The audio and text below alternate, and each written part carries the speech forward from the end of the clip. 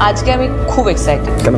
তোমার প্রথম প্রোডাকশনে আমি, আবার তোমার প্রথম কি? না, তার আগে তোমার প্রথম প্রোডাকশনে আমি, আবার তোমার প্রথম কথাটি বলে থেমে গিয়েছিলেন শুভশ্রী।